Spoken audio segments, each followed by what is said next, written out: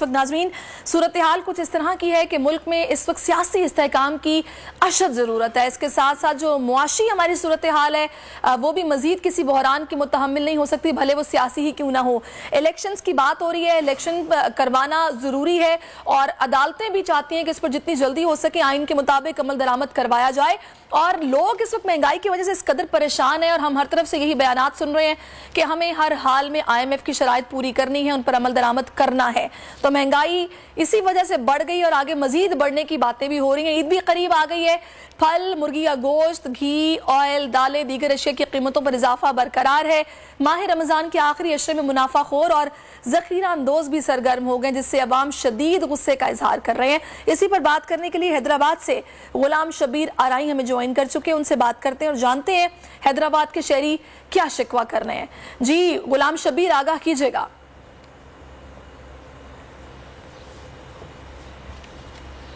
जी बिल्कुल, ईद उल फितर जो है वो करीब आ चुकी है और आवाम को हुकूमत की जानिब से रिलीफ नहीं मिल सका। अगर हम बात करते हैं बुनियादी अशिया खुर्द नोश की, जिसमें आटा है, चीनी है, दालें हैं, घी है, ऑयल है, मसाले जात हैं, सब्जियां हैं, गोश्त है, अंडे हैं, मुर्गियां हैं और ख़ास तौर पे फल जो हैं उनकी कीमतें जो हैं उसमें इजाफा बरकरार है। अभी मुर्गी जो है वो कुछ कम हुई थी, लेकिन आज फिर मुर्गी 650 रुपये की फ़रोख्त की जा रही है। दूध जो है वो 170 से 180 रुपये में फ़रोख्त किया जा साथ। अगर हम दालों की बात करते हैं तो दाल मास 400 रुपये फ़ी किलो और जो घी और ऑयल है उसकी जो ब्रांडेड जो घी और ऑयल है उसकी कीमत 600 रुपये फ़ी लीटर या फ़ी किलो चल रही है। चीनी इस वक्त 120 रुपये की हो चुकी है और चीनी का जो है वो यूटिलिटी स्टोर पे बहरान भी हमें नज़र आता है। उसके साथ साथ अगर हम आटे की बात करते हैं तो आटा इस वक्त 140 से 150 रुपये में फ़रोख्त हो रहा है और आटे की लाइनें जो हैं वो लगती हैं। ज़िले इंतज़ामिया की कार्रवाइयाँ अपनी जगह पे जो हैं वो जारी हैं, उनकी काविशें जो हैं ठीक है उनको आपसे मजीद भी जानती रहूँगी। हवाए नफ्स की है हुक्मरानी, लुटेरा कर रहा है पासबानी।